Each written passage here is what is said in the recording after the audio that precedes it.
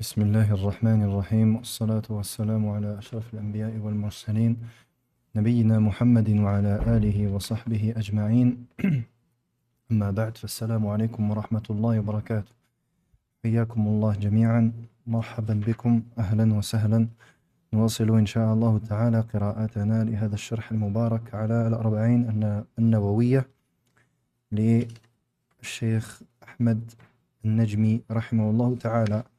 كنا قد أخذنا ما كان متعلقا بأركان الإسلام ثم أخذنا الركن الأول من أركان الإيمان فلنواصل مستعينين بالله عز وجل. On continue Inch'Allah Ta'ala notre lecture de ce sharh mubarak de Al-Arba'in Al-Nawawiyya de Sheikh Ahmed Al-Najmi rahimahullah Ta'ala. Et nous avions donc dans le cours précédent vu ensemble ce qui est en lien avec les piliers de l'islam. Puis nous avions vu le premier pilier de la foi. Donc nous continuons, Inch'Allah Ta'ala, le premier pilier de la foi étant la foi aux anges. La foi aux anges, et nous avions expliqué. Nous avions dit que chacun de ces piliers a ce que l'on appelle al-qadr al-wajib ou al-mujzi min al-iman bihi. On a dit que chacun des piliers avait un minimum viable. Ce minimum viable, il incombe à tout croyant d'y croire de manière obligatoire. Et celui qui ne croit pas à ce minimum, eh bien, on ne peut le nommer musulman. Il ne peut être un croyant, car sa foi ne sera pas valide. Et celui dont la foi n'est pas valide, ne serait-ce que par un seul des piliers, eh bien, forcément, il n'est pas considéré comme étant un musulman. Taïb. Donc, on avait vu ceci, et comme d'habitude, je vous dis, à vos stylos ou bien à vos claviers, comme vous le souhaitez, Inch'Allah Ta'ala. Taïb. Ensuite, il dit, Naam, qala rahimahullah, وأن الله أنزل كتبا يجب أن نؤمن بها فنؤمن بالكتب التي قبلنا على الإجمال ونؤمن بكتابنا الذي هو القرآن على التفصيل ومن أشهرها التوراة والإنجيل والزبور والقرآن وصحف إبراهيم وموسى. Ensuite, il dit, et Allah subhanahu wa ta'ala a fait descendre des livres auxquels il est obligé de croire. Nous croyons donc aux livres qui sont avant les nôtres de manière globale, générale. C'est-à-dire, nous croyons de manière générale que ces livres-là ont été révélés d'Allah subhanahu wa ta'ala. Et pourquoi est-ce qu'on dit de manière générale? Car on ne peut pas croire de manière précise et particulière. Je ne peux pas prendre un verset de la Torah et dire ce verset est un verset qu'Allah azza wa jalla a révélé. Pourquoi? Parce que la Torah ainsi que l'évangile, les livres qu'Allah Azza wa Jal a révélés avant le Coran, ont été modifiés. Donc, je crois en ces livres-là de manière générale, mais pas de manière particulière, car ils ont été modifiés. Il dit, et nous croyons en notre livre, qui est le Coran, de manière particulière. Et là, oui, ala tafsil. Nous croyons au Coran. Nous croyons que le Coran a été révélé par Allah subhanahu wa ta'ala, a été descendu par Allah azza wa jal, et qu'il est sa parole. Et nous croyons en tout ce que contient le Coran. Donc nous croyons au Coran de manière générale et nous croyons au Coran de manière détaillée et précise, dans le sens où nous croyons à tous les versets qui sont dans le Coran et tout ce qui a été révélé dans le Coran. Naam. Et les livres les plus connus qu'Allah azza wa jal a révélés, autres que le Coran, sont la Torah, l'Injil, l'évangile, al-Zabour et le Coran et Suhuf Ibrahim wa Moussa. Donc le Coran, évidemment, c'est notre livre, et Suhuf Ibrahim wa Moussa, les feuillets d'Ibrahim et de Moussa. Taïb. Donc ça, c'est la parole du cheikh. Maintenant, on va citer donc, comme la dernière fois, quel est al-Qadr al-Mujzi. Taïb. Donc, Inch'Allah Ta'ala, je vous dicte ce qu'il est obligatoire de croire concernant al-Kutub.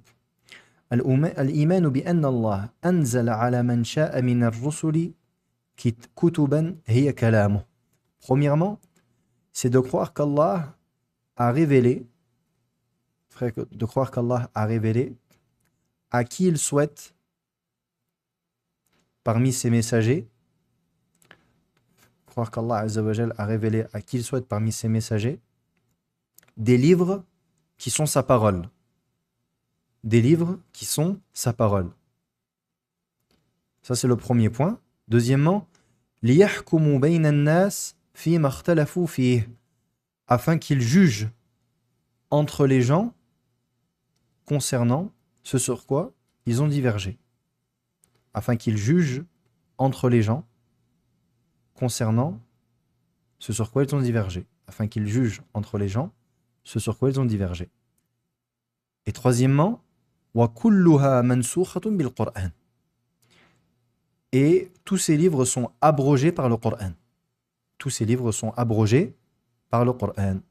Tous ces livres sont abrogés par le Coran. Donc ça, c'est ce qu'il est obligatoire de croire. Donc nous devons croire que Allah subhanahu wa ta'ala a révélé des livres à qui il a souhaité et voulu parmi ses messagers, Ar-Rusul. Et ces livres-là sont la parole d'Allah Azza wa Jal. Ces livres-là sont tous la parole d'Allah Azza wa Jal. Non pas que le Coran.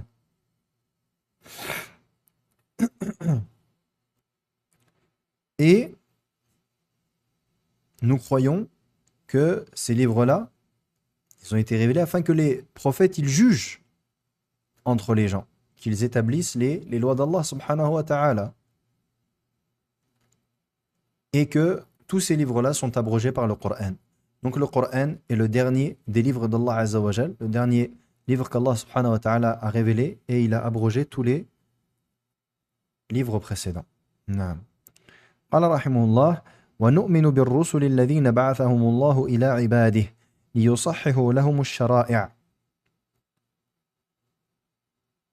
التي يطرأ عليها التغيير والتبديل وأن أولهم نوح وآخرهم محمد صلى الله عليه وسلم وأفضلهم أولو العزم وأفضل أولي العزم الخليلان إبراهيم ومحمد وأفضل الخليلين محمد صلى الله عليه وسلم الذي جعل الله له المقام المحمود وهي الشفاعة العظمى يوم القيامة والشفاعة في فتح باب الجنة. Ensuite, il dit le Cheikh Rahimullah, et nous croyons aux messagers qu'Allah Azza wa Jal a envoyés à ses serviteurs afin qu'ils corrigent les législations qui ont été modifiées et que le premier des messagers est Nuh alayhi salam, et que le dernier est Muhammad sallallahu alayhi wa sallam, et que les meilleurs des messagers sont Ulul Azm. Ulul Azm sont au nombre de combien? Ulul Azm, parmi les prophètes, sont au nombre de combien? Je ne sais pas comment on dit Ulul Azm en français.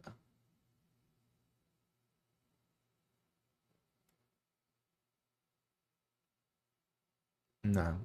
Ulul Azm sont 5.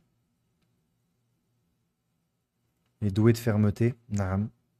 Les doués de fermeté, naam. Santum. Ils sont au nombre de 5, qui sont Nuh, alayhi salam, Moussa, Nuh, alayhi salam, Ibrahim, Moussa, Isa et Muhammad sallallahu alayhi wa sallam. Donc ça, c'est Ulul Azm min ar-Rusul. Et ce sont les meilleurs des messagers. Et les meilleurs de ces 5 sont Al-Khalilan, les deux Khalil, qui sont Ibrahim et Muhammad alayhi salatu wassalam. Et que le meilleur des deux Khalil, c'est Muhammad alayhi salatu wassalam, qui est le meilleur des messagers, à qui Allah Azza wa Jal a accordé le maqam al-mahmoud, qui est son intercession le jour du jugement, la grande intercession le jour du jugement, la grande intercession qui correspond à quoi? Il nous reste un peu de Aqidat Ahl Sunnah wal Jama'a qu'on avait vu ou c'est quoi le Shafa'atul Uzma, la grande Shafa'a, la grande intercession, c'est quoi?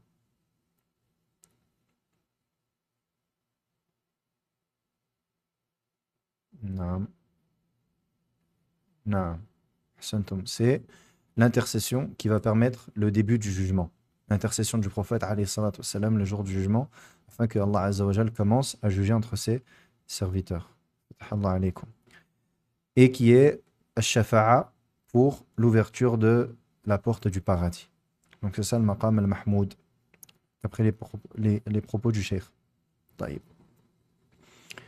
Maintenant, on rajoute, pareil, la croyance, le minimum qu'il faut que l'on croit concernant les messagers, c'est que arsalallahu ila nasi rusulan minhum. Premièrement, Allah a envoyé aux gens des messagers qui viennent d'eux-mêmes. Allah a envoyé aux gens des messagers qui viennent d'eux-mêmes, qui sont des êtres humains comme eux. Liya'muru bi'ibadatillah, afin qu'ils ordonnent d'adorer Allah. C'est le deuxième point, afin qu'ils ordonnent d'adorer Allah. Wa anna khatamahum Muhammad sallallahu alayhi wa sallam, et que le sceau, le dernier des prophètes est Muhammad alayhi salatu wa sallam. Donc ça, c'est les 3 points qui concernent le minimum, concernant la croyance aux messagers. Je n'ai pas compris la shafa'a al-uzma, c'est pour le jugement, ou le paradis. La shafa'atul uzma, c'est pour le jugement. Et shafa'atu, pour entrer au paradis, c'est une autre shafa'a. Ça fait partie des shafa'at que le prophète alayhi salatu wa sallam, il aura le jour du jugement. Ensuite, قال رحمه الله والإيمان باليوم الآخر وما يدخل تحته من القيام من القبور والاجتماع في صعيد واحد والقيام لرب العالمين والحساب والجزاء ووزن الأعمال وسوق أهل النار إلى النار وسوق أهل الجنة إلى الجنة ومرور أتباع الرسل على الصراط وتفاوتهم في منازل الجنة بالدرجات ومنازل النار بالدركات والعياذ بالله ولكل درجات مما عملوا وما ربك بغافل عما يعملون. Ensuite, il dit, rahimahullah, et la croyance au jour du jugement et ce qui va découler de cela, tel que le fait de sortir des tombes, parce que l'on va sortir des tombes, le fait que les gens seront tous rassemblés à un seul et même endroit, le fait que les gens seront tous tenus devant Allah Azza wa Jal, se tiendront tous devant Allah subhanahu wa ta'ala, le décompte et la rétribution, ainsi que le fait de peser les œuvres. Ensuite, le fait que les gens, la redirection des gens vers l'enfer, les gens de l'enfer vers l'enfer, et les gens du paradis vers le paradis. Et le passage des suiveurs des prophètes sur As-Sirat, ainsi que le fait que les gens du paradis auront des degrés différents au paradis et les gens de l'enfer auront des degrés différents en enfer, des degrés de bassesse. Et Allah Ta'ala dans le Coran nous dit dans la traduction, et chacun aura des degrés en fonction de ce qu'il a accompli. Et ton Seigneur n'est certes pas insouciant de ce qu'ils accomplissent. Donc là, il nous a donné beaucoup de points généraux, le Cheikh rahimahullah, qui concernent la croyance au jour du jugement. Le jour du jugement et le jour dernier, c'est la même chose, naam, c'est la même chose. Le jour du jugement, il a énormément de noms dans le Coran et également dans la Sunna. Et ça nous montre l'importance, la grandeur de ce jour-là. Car les Arabes ne donnent pas de multiples noms à une chose, si ce n'est parce que c'est une chose qui est importante. Donc ça, c'est un usloub, c'est une façon c'est un style littéraire de la langue arabe. C'est un style de la langue arabe. Et Allah subhanahu wa ta'ala, il utilise ce style dans le Coran, et c'est pour cela que le jour du jugement a de très nombreux noms. Yawmuddin, Yawmu at-talaq, Yawmul qiyamah, Yawmu yaqumul ashhad, etc., etc. On a beaucoup de noms. Le jour du jugement, il a beaucoup de noms. Et cela pour montrer l'importance de ce jour-là. Taïb. Donc ici, il a cité le cheikh plusieurs choses. Premièrement, la première des étapes de l'akhirah, c'est la tombe. C'est quoi? C'est la tombe, la mort. Ensuite, il y a ce qui va se passer dans la tombe, le châtiment de la tombe, ou bien le bonheur que la personne elle aura dans la tombe, le fait qu'elle voit sa place au paradis, en enfer, le fait d'être questionné par Munkar et Nakir, Allah Azza wa Jal nous raffermisse. Et nous avons après cela le fait de sortir des tombes, d'être ressuscité, nu, va-nu-pieds, non circoncis, le fait que les gens soient tous sur un seul et même endroit, le fait que les gens soient dans leur sueur et que certaines personnes seront noyées dans celle-ci, certains verront leur sueur atteindre leur poitrine, d'autres leurs hanches, d'autres leurs jambes, d'autres leurs pieds en fonction des œuvres. Ensuite, il y aura le jugement, al-hisab, al-jaza, la récompense, la rétribution, le fait que les œuvres seront pesées. Les œuvres seront pesées dans la balance. Les gens de l'enfer rentreront en enfer et les gens du paradis rentreront au paradis.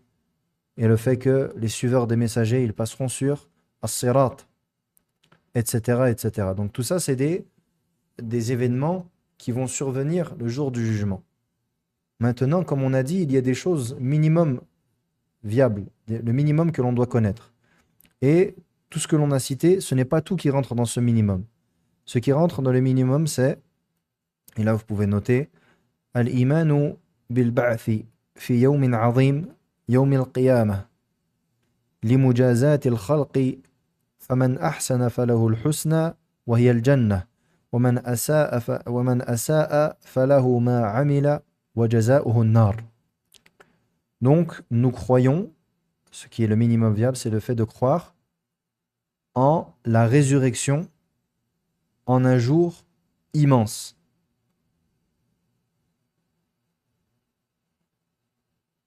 Afin que les créatures soient rétribuées.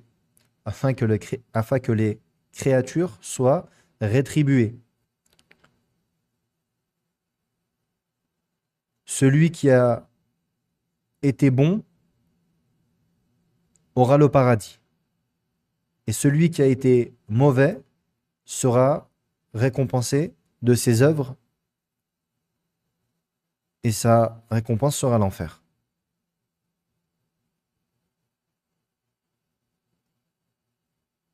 طيب قال رحمه الله والإيمان بالقدر خيره وشره حلوه ومره وأن كل ذلك من الله سبحانه وتعالى. Ensuite, il nous dit la croyance au destin, bon et mauvais, et que tout ceci vient d'Allah subhanahu wa ta'ala. Et il ne s'est pas plus penché sur le détail de al-iman bil qadar. Le minimum, c'est al-iman bi anna Allah qaddara kulla shay min khayrin wa shar azalan. Le minimum pour la croyance au destin, c'est de croire que Allah a décrété toute chose, bonne ou mauvaise. Allah a décrété toute chose, bonne ou mauvaise, azalan, éternellement. Ensuite, wala yakunu shay'u illa bimashi'atihi wa khalqihi. Et que rien ne survient si ce n'est par sa volonté et sa création. Et que rien ne survient si ce n'est par sa volonté et sa création. Et que rien ne survient si ce n'est par sa volonté et sa création. Donc ça, c'est le minimum concernant la foi au destin. Taïb.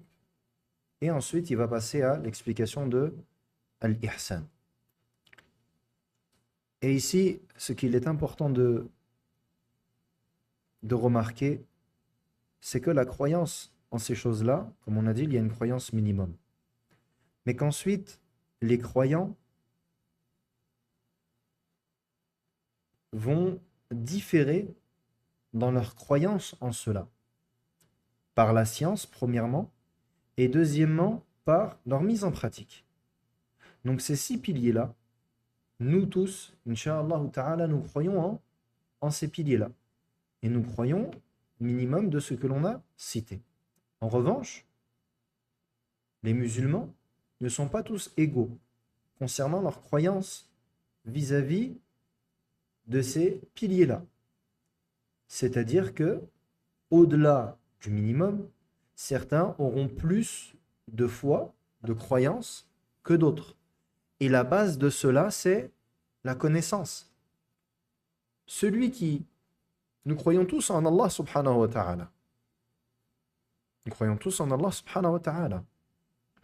Maintenant, est-ce que nous connaissons tous le même nombre de noms d'Allah Azza wa Jal et d'attributs? Au-delà de cela, est-ce que nous mettons tous en pratique de la même manière ce qu'implique la croyance en ses noms et en ses attributs? Le fait de croire que Allah subhanahu wa ta'ala, il est shadidul iqab, il est dur en châtiment. Est-ce que notre croyance à nous, elle est unique? La réponse évidemment c'est que non. Notre croyance diffère de l'un à l'autre, car la connaissance n'est pas la même de ce qu'est véritablement le sens que Allah Azza wa Jal, il est dur en châtiment. Parce que certains vont avoir peut-être par exemple une plus grande connaissance du châtiment d'Allah Azza wa Jal, comme il l'a décrit dans le Coran, dans les hadiths, et que certains n'auront qu'une petite partie, qu'une infime connaissance de cela. Et il en est de même pour le reste des piliers. Est-ce que nous connaissons tous les prophètes de la même manière? Est-ce que nous connaissons tous les histoires des prophètes de la même manière, les noms des prophètes? Et ensuite, est-ce que l'on prend tous de manière équivalente les prophètes comme modèle dans notre mise en pratique? Et il en est de même pour le jour du jugement. Et ce qui nous est demandé, évidemment, au-delà de prendre des notes, de mémoriser, de trier les informations, etc., c'est de mettre en pratique. Et que ces choses-là, elles rentrent dans notre cœur. Et que l'on voit le fruit de cela dans notre quotidien. Et c'est ça qui nous est demandé. C'est cela qui nous est demandé. Et c'est cela qui va faire de nous des croyants plus forts et des croyants plus proches d'Allah subhanahu wa ta'ala.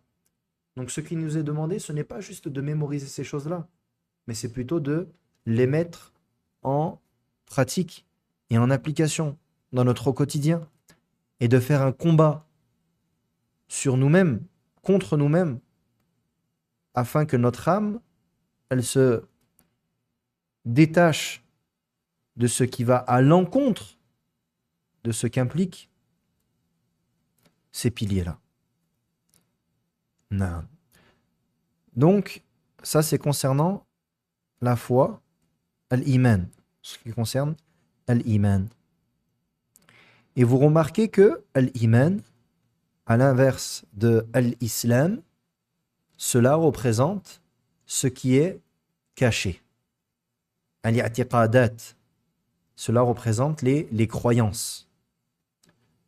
Donc, les piliers de la foi relèvent de la croyance. Taïb. Comment est-ce qu'on fait alors comment est-ce que l'on fait pour rassembler avec le hadith dans lequel le prophète alayhi salatu wassalam nous dit Al-iman bid'un wa sittuna shu'bah. La foi est d'environ 60 branches. Et dans le hadith, il dit Adnaha imatatul adha ani tariq. Le plus bas degré de la foi, c'est d'enlever une chose qui obstrue le chemin. Enlever une chose qui obstrue le chemin. On est d'accord que cela est un acte, ce n'est pas une croyance. Et pourtant, le prophète alayhi salatu wassalam a déclaré ça comme étant de l'ordre de la foi. Alors, comment est-ce qu'on consolide entre les deux? Je viens de vous dire, dans le hadith, Le prophète alayhi salatu wassalam, a cité les 6 piliers de la foi. Et les 6 piliers de la foi relèvent de l'ordre de la croyance. Comment alors est-ce que dans l'autre hadith, on a imatatul adha anit tariq, le fait que l'on enlève une chose qui obstrue le chemin et qui relève d'un acte, que ce n'est pas une croyance.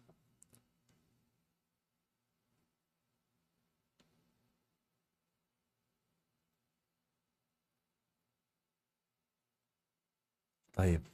Barakallahu fikum pour vos réponses. On va évoquer un point très important. Al-Islam et Al-Iman. Lorsque ils sont cités ensemble. Taïb. Dans Hadith Jibril, Al-Islam et Al-Iman, c'est cité ensemble ou pas? Est-ce qu'on a l'Islam et l'Iman dans le même hadith, dans le hadith Jibril, que l'on est en train d'étudier? Oui ou non? Oui, ils sont cités ensemble. Dès lors que Al-Islam et Al-Iman sont rassemblés, sont cités ensemble dans un même contexte, dans un même hadith, eh bien, Al-Islam signifie les actes apparents. La salat, la zakat, etc. Et Al-Iman, les actes de l'ordre de la croyance. Taïb. En revanche, lorsque l'islam est cité tout seul et l'iman est cité tout seul, c'est général et le sens est le même. Yani, c'est la religion. C'est la religion. Donc lorsque l'on parle de l'islam, on dit l'islam i'tiqad bil qalb wa amalun bil jawarih wa qawlun bil lisan. Par exemple, si on dit l'islam, c'est une parole avec la langue, des actes avec le corps et une croyance avec le cœur. C'est juste. Pourquoi? Parce que la religion, c'est ça. Et si on dit l'iman, et on donne la même définition, c'est juste également. Lorsque l'islam est cité seul, ça englobe la foi et l'islam. Ça englobe toute la religion. Et lorsque l'iman est cité seul, ça englobe toute la religion. إِذَا اجْتَمَعَ افْتَرَقَ وَإِذَا افْتَرَقَ اجْتَمَعَ. Dès lors que ces deux termes sont corrélés, ils se séparent. Et dès lors qu'ils sont reliés, dès lors qu'ils sont corrélés, ils se séparent. Et dès lors qu'ils se séparent, ils se relient. Donc, quand on a l'islam qui est cité avec l'iman, c'est deux choses différentes. Mais quand on a l'islam qui est cité seul et l'iman qui est cité seul, c'est la même chose. C'est le même sens. C'est pour cela que dans le hadith que je vous ai cité précédemment, le prophète alayhi salatu wassalam, a intégré l'imatatul adha anit tariq, le fait d'enlever une chose qui obstrue le chemin, l'a intégré dans l'iman, l'a intégré dans la foi. Est-ce que c'est clair? Dites-moi si c'est pas clair. Barakallahu fikoum, je répète, il n'y a pas de problème.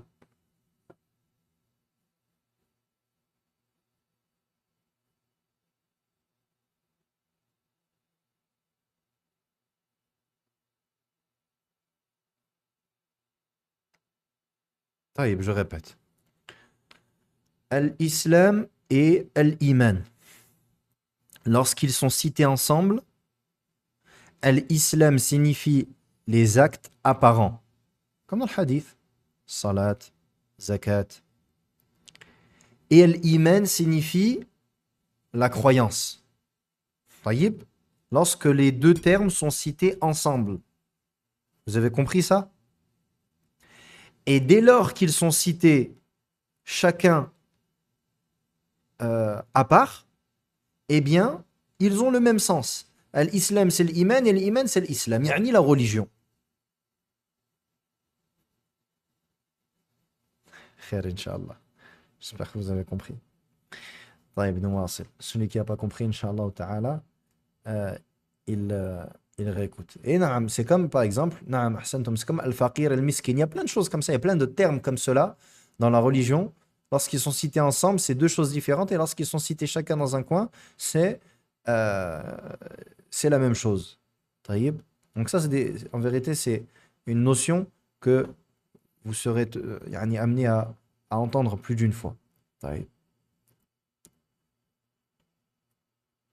Ensuite, il dit, comme ça on termine, Inch'Allah ta'ala, ثم سأله عن الإحسان وهو ركن واحد فقرره بقوله أن تعبد الله كأنك تراه فإن لم تكن تراه فإنه يراك وهذه منزلة رفيعة لا يصل إليها إلا خلص المؤمنين. Ensuite, le dernier pilier, c'est l'ihsan. La dernière chose, c'est l'ihsan. Maratib al-din. Donc la troisième chose de la religion, c'est l'ihsan. L'ihsan qui est un pilier, c'est-à-dire qui est une seule chose. L'ihsan, ça, c'est une seule chose. C'est pas comme l'islam et l'iman. L'islam et l'iman, ça a 6 piliers. Taïb. L'ihsan n'a pas de pilier. Yani c'est une seule et même chose. Taïb. C'est une seule et même chose. Elle n'est pas composée de différents piliers. Et c'est que tu adores Allah comme si tu le vois. Et si tu ne peux pas le voir, alors rappelle-toi que, alors il te voit. C'est-à-dire, rappelle-toi que il te voit. Donc ça, c'est le plus haut degré de din. Le plus haut degré de din, c'est al-ihsan. Et al-ihsan, c'est itqanul amali zahiran wa batinan lillah. Vous pouvez noter la définition de al-ihsan, c'est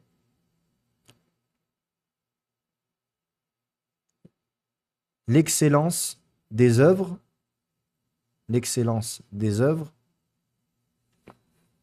apparentes et cachées pour Allah. L'excellence des œuvres apparentes et cachées pour Allah. Le fait que tu excelles dans l'accomplissement des œuvres apparentes et cachées pour Allah. Ça, c'est la définition de l'ihsan. C'est itqanul amali zahiran wa batinan lillah. Et l'ihsan, c'est envers deux. Envers Allah subhanahu wa ta'ala et envers le créateur et envers les créatures. L'ihsan, c'est envers le créateur, azza wa jal, et les créatures. Le fait que tu excelles dans ton adoration avec Allah subhanahu wa ta'ala et que tu excelles dans tes relations avec les créatures. Taïb. Et ici donc, ce degré-là, c'est le degré subhanallah qui t'amène à quoi? À ce que tu adores Allah subhanahu wa ta'ala comme si tu le voyais. Et donc, si tu n'arrives pas à ce degré-là, qu'est-ce qu'il te dit le prophète alayhi salatu wassalam? Si tu n'arrives pas à arriver au degré qui est que tu adores Allah comme si tu le voyais, eh bien alors rappelle-toi qu'il te voit. Ce qu'on appelle, donc on a maqam al-mushahada wa maqam al-muraqabah. C'est deux stations spirituelles. La station spirituelle la plus élevée, c'est d'adorer Allah comme si tu le voyais. Ça, c'est la station spirituelle de la vision, al-mushahada. Maqam al-mushahada. Et ensuite, qu'est-ce qu'on a? On a maqam al-muraqabah. La station de la surveillance, que tu ressentes que Allah Azza wa Jal te surveille et qu'Allah subhanahu wa ta'ala te voit. Et c'est ainsi que le croyant doit adorer Allah Azza wa Jal. Et ici, j'aimerais vous lire une parole de Ibn al-Qasim rahimahullah ta'ala qui est tirée de sa hashiyah de Thalath al-Usul. Il nous dit concernant cela, rahimahullah, الإحسان هو أن تعبد الله العبادة البدنية كالصلاة أو المالية كالذبح كأنك تشاهد معبودك الذي قمت بين يديه وقربته القربان وأطعته فيما أمرك به فإنه إذا انكشفت الحقيقة للقلب وبلغ العبد في مقام المعرفة إلى حد كأنه يطالع ما اتصف به الرب سبحانه من صفات الكمال ونعوت الجلال وأحست الروح بالقرب الخاص الذي ليس كقرب المحسوس من المحسوس حتى يشاهد رفع الحجاب بين روحه وقلبه وبين ربه أفضى القلب والروح حينئذ إلى الرب فصار يعبده كأنه يراه. Subhanallah. Il nous dit, rahimahullah, l'excellence, al-ihsan, consiste à adorer Allah dans les actes physiques, comme la prière, ou financiers, comme le sacrifice, comme la zakat, pardon, comme le sacrifice, naam, comme le sacrifice, ou la zakat, mais ici là c'était sacrifice. Comme si tu voyais ton adoré, celui que tu adores, devant qui tu te tiens, à qui tu offres le sacrifice, et à qui tu obéis dans ce qu'il t'ordonne. Car lorsque la vérité se dévoile au cœur, et que le serviteur atteint le niveau de connaissance, au point qu'il contemple les attributs de perfection et les qualités de Allah subhanahu wa ta'ala, et que l'âme ressent une proximité spéciale, qui n'est pas comme la proximité entre deux choses sensibles, jusqu'à ce qu'il voit tomber le voile entre son âme, son cœur et son Seigneur. Subhanallah. Alors le cœur et l'âme se tournent pleinement vers le Seigneur et il l'adore comme s'il le voyait. Allahumma ja'alna min al-muhsinin. Qu'Allah subhanahu wa ta'ala fasse de nous des muhsinin. Non. Ensuite il dit, rahimahullah, wa anna Jibrila sa'ala an-nabiy sallallahu alayhi wa sallam 'an as-sa'a. Faqal, ما المسؤول عنها بأعلم من السائل وأن جبريل أقر النبي عليه الصلاة والسلام على ذلك يعني أقره على أنه لا يعلم الساعة لا هو ولا النبي عليه الصلاة والسلام لذلك فقد سأله عن أماراتها فأخبره أن من أماراتها أن تلد الأمة ربتها أي بأن تكثر السرار وذلك حين يكثر الجهاد في سبيل الله وينصر الله أمة محمد صلى الله عليه وسلم على أعدائهم فتلد الأمة سيدتها. Il dit puis Jibril alayhi salam a questionné le prophète alayhi salatu wassalam à propos de l'heure et le prophète alayhi salatu wassalam lui a répondu celui qui est questionné à son sujet, au sujet de l'heure, n'est pas plus connaissant que le questionneur et que Jibril a donc accepté cela, il a acquiescé cela. C'est-à-dire que même lui ne connaît pas l'heure. Et pourtant, il est le meilleur des anges. Ni lui, ni le prophète, alayhi salatu wassalam. Et c'est pour cela donc qu'il l'a questionné à propos des signes de l'heure. Et le prophète, alayhi salatu wassalam, l'a informé que parmi les signes de l'heure, il y a le fait que l'esclave va engendrer sa maîtresse. C'est-à-dire que, le sens ici, c'est que les captifs, les prisonniers seront nombreux. Les prisonniers ici, lorsque le djihad va se multiplier, fi sabilillah, et qu'Allah Azza wa Jal va sauver la umma de Muhammad alayhi salatu wassalam, alors à ce moment-là, al-amah, l'esclave va engendrer sa maîtresse. Non. Ensuite, il dit وأن ترى الحفاة العراة العالة رعاء الشاء يتطاولون في البنيان وأقول هذه الظاهرة قد رأيناها الآن وهي التطاول في البنيان. Ensuite, il dit et que tu vois al-hufah, les va-nu-pieds, al-urah al-'alata ri'a ash-sha', les pauvres qui sont donc des ri'a ash-sha', ceux qui s'occupent de faire paître les bêtes, donc les bergers. Il dit se concurrencer dans la construction. Et le cheikh il dit, ceci est une chose que l'on voit aujourd'hui. Le fait qu'il y a de la concurrence dans les constructions. Maintenant ici, un point important à comprendre, c'est que cela n'est pas un blâme de la part du prophète alayhi salatu wassalam, mais c'est une information. C'est une information. Il nous informe que parmi les signes de l'heure, il y aura cela. طيب. قوله ثم انطلق puis il dit puis il est parti أي ذهب بعد هذه الأسئلة والأجوبة فلبثت أي جلست مليا أي وقتا puis il est parti donc cet homme-là qui était Jibril après avoir posé ses questions et avoir eu les réponses et Omar radiyallahu anhu il dit je suis resté un certain temps ثم قال يا عمر أتدري من السائل le prophète alayhi salatu wa sallam lui a dit oh Omar sais-tu qui est le questionneur قلت Allah wa rasuluhu a'lam. Allah et son messager sont plus savants. قال فإنه جبريل أتاكم يعلمكم دينكم. C'est Jibril qui est venu vous enseigner votre religion. إذن نقول إن الأسئلة والأجوبة التي تعمل بقصد معرفة الأحكام الشرعية والعمل بها فإن الأسوة فيها ما حصل من جبريل عليه السلام وسؤاله للنبي عليه الصلاة والسلام وإجابة النبي عليه الصلاة والسلام على ذلك. Et donc, ensuite il dit ceci est Jibril qui est venu vous enseigner votre religion. Et parmi les leçons que l'on tire de ce hadith, c'est que les questions et les réponses que l'on donne afin que l'on connaisse, on prenne connaissance des règles religieuses et de les mettre en pratique, eh bien notre exemple en cela, c'est ce qui est arrivé à Jibril alayhi salam et par rapport à ces questions et les réponses du prophète alayhi salatu wassalam. Et donc il est une bonne chose que de poser une question. Jibril alayhi salam, il avait connaissance de ces choses-là. C'est pour cela qu'il a dit, lorsqu'il l'a questionné au début, Sadaqt, tu as dit vrai. Parce que Jibril, il avait connaissance de cela. Cela nous prouve que parmi les méthodologies qui sont bonnes, lorsque l'on souhaite apprendre la religion d'Allah Azza wa Jal ou faire profiter les autres, c'est que une personne pose une question à une autre, même si elle a déjà la réponse.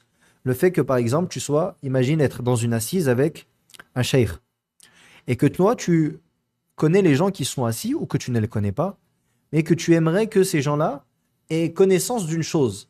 Il ne fait pas partie du bon comportement que tu devances le cheikh. Abadan. Tu ne pars pas alors que le cheikh est présent. Donc, qu'est-ce que tu fais? Tu vas questionner le cheikh. Est-ce que tu n'as pas la réponse? Tu as la réponse. Mais pourquoi est-ce que tu questionnes le cheikh? Afin qu'il réponde et que les autres profitent. Comme l'a fait Jibril alayhi salam. يلاحظ في هذا الحديث أن الإسلام فسر بالأعمال الظاهرة. On remarque dans ce hadith que l'islam a été expliqué par les œuvres apparentes. وأن الإيمان فسر بالعقائد الباطنة. Et que l'iman a été expliqué comme étant les croyances cachées, يعني internes. وأنه لا تقبل إحداهما إلا بالأخرى. Et que l'un ne peut pas être accepté sans l'autre. L'islam ne peut pas être accepté sans l'islam, sans l'iman, et l'iman ne peut pas être accepté sans l'islam. فالأعمال الظاهرة لا تقبل إلا بإيمان وعقيدة تجعلها مشروعة ومحتسبة عند الله. Donc les œuvres apparentes ne peuvent être acceptées si ce n'est par une foi et une croyance qui va rendre cela légiféré et compté auprès d'Allah Azza wa Jal, et donc cela va engendrer la récompense. وهذه العقائد الباطنة لا تقبل الأعمال الظاهرة إلا بها. Et également, donc ces croyances ne peuvent être acceptées également sans, ou plutôt les actes apparents ne peuvent être acceptés sans les croyances. Et donc, l'un ne peut pas être accepté sans l'autre. Taïb. Et c'est ainsi que nous avons terminé l'explication de ce hadith. Et sachez que hadith Jibril, il est très long à expliquer. Et on n'a vraiment pas détaillé. Et on est resté dans les choses les plus importantes. Peut-être qu'on le détaillera plus lorsqu'on fera, Inch'Allah ta'ala, usul al-thalatha, je ne sais pas. Mais en tout cas, il y a bien plus de choses à dire. Et comme je vous l'ai dit, ce hadith-là fait partie des hadiths qui ont été, plutôt pour lesquels les ulama ont écrit des livres juste pour expliquer ce hadith. Ce n'est pas tous les hadiths qui ont eu des livres, un ou des livres pour les expliquer en particulier. La plupart des hadiths sont expliqués dans un livre qui contient plein de hadiths. Mais que l'on fasse un livre pour expliquer un hadith, ce n'est pas pour tous les hadiths. Eh bien, le hadith de Jibril fait partie de ces hadiths-là. Est-ce que vous avez des questions, Inch'Allah ta'ala?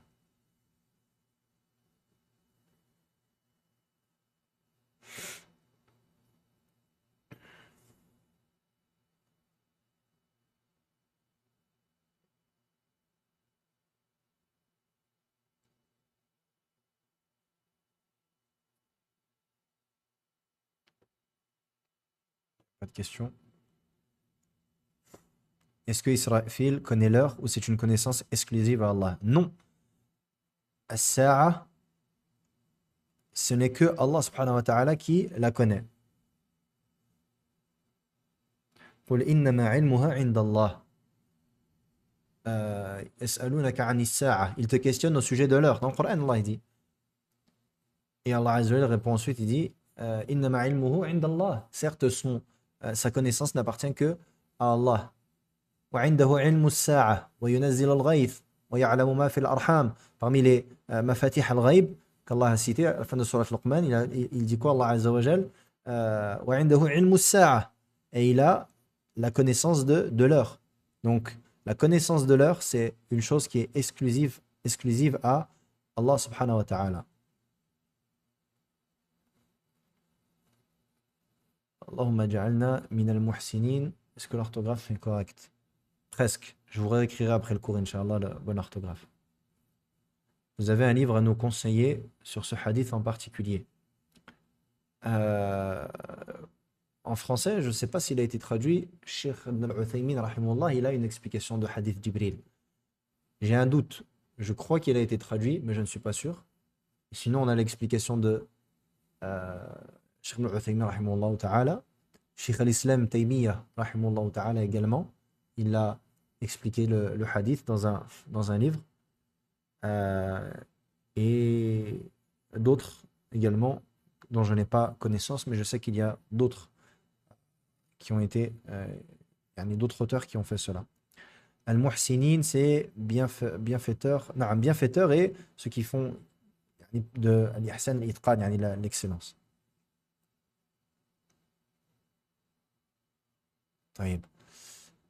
Question 2. Si une personne se dit musulmane, qu'elle croit au pilier de la foi, mais n'applique pas les ordres, comme la prière et d'autres choses, car ce ne l'intéresse pas, mais elle se dit musulmane. Elle jure par Allah, et elle jure par Allah. Est-elle musulmane? Ici, on a un khilaf entre les ulama. Cette divergence, elle remonte même aux sahaba, radiyallahu anhum. C'est le jugement de celui qui délaisse l'application d'un des piliers de l'islam. Ici, on a deux choses. On a la croyance au pilier de l'islam. Celui qui mécroit au caractère obligatoire d'un des piliers de l'islam, bil ijma', sans aucune divergence, est un mécréant. Celui qui vient et qui te dit non, la salat, il n'y a pas de salat dans l'islam. Ça, c'est quelque chose que vous avez inventé. Comme on peut entendre Zindiq, ce mécréant Ismaël Mounir, qui va nous dire ce genre de choses-là, qui va rejeter le caractère obligatoire de ces piliers-là. Ces piliers-là, donc celui qui rejette son caractère obligatoire d'un des piliers de l'islam, à l'unanimité, il est mécréant, sans aucune divergence. Ensuite, celui qui ne met pas en pratique, qui croit. Une personne qui te dit « Na'am, as-salah wajibah ». La salat est obligatoire. Il croit en cela. Il te dit « As-salat wajibah ». La salat est obligatoire. Mais je ne prie pas qu'Allah me pardonne. Cette personne-là, les savants ont divergé. Certains ulama disent c'est un kafir, c'est un mécréant.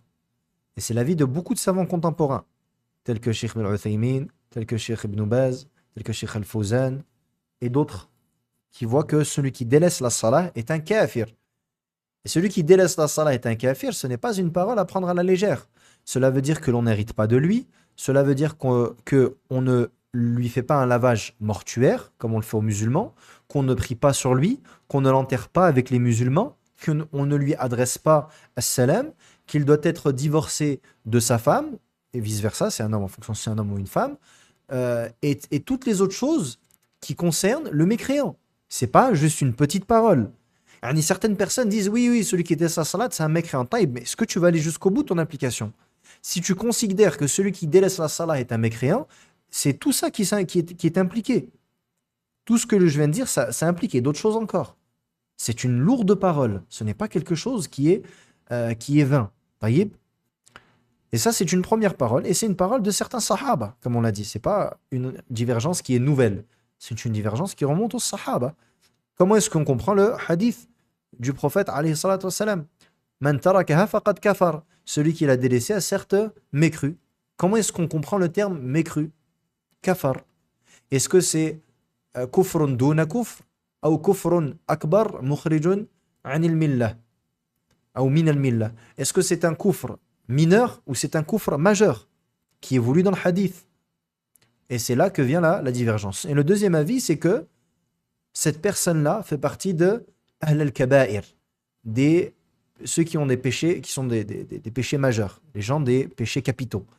Et que il fait partie des foussaq, des pervers. Taïb. Mais que ça reste un croyant.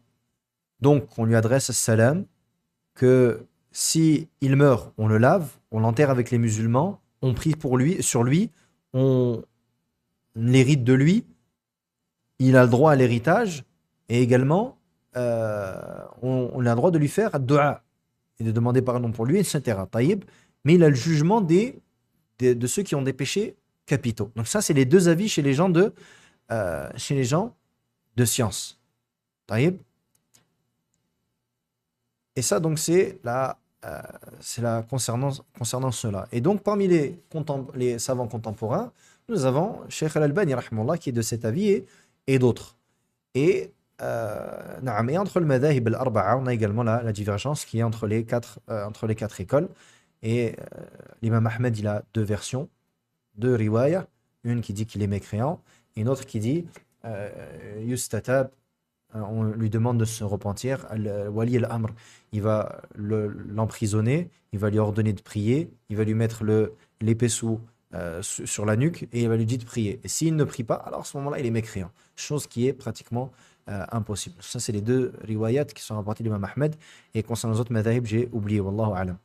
Donc ça, c'est concernant cette mas'ala. Et en ce qui me concerne, wallahu a'lam, je vois que la personne elle n'est pas mécréante et qu'elle elle fait partie de al-kaba'ir. Elle fait partie de al-kaba'ir. Et que le sens de al-kufr, kafar, faqad kafar, c'est comme dans d'autres textes.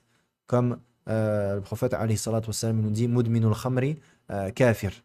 Ou ka'abidi wathan, afwan. Mudminul khamri ka'abidi wathan. Le prophète alayhi salatu wassalam nous dit celui qui est alcoolique, il est comme l'adorateur d'idoles. Il est semblable à l'adorateur d'idoles. Ici, ce qui est voulu, c'est que c'est une mécréance mineure, pas une mécréance majeure qui fait sortir de la religion. Et on avait parlé de ça, la mécréance majeure et mineure. On a vu ça dans Durus al-Muhimma, les leçons importantes pour l'ensemble de la communauté. Je vous invite à revoir, à réécouter ces cours-là. Il faut retrouver les cours, comme d'habitude, dans le message qui est épinglé sur la chaîne. Si vous voulez avoir plus de détails, Inch'Allah ta'ala, bikhtisar, voilà, concernant la mas'ala de tariq as-salah, celui qui déteste la salat ou la zakat et autres, c'est la même chose.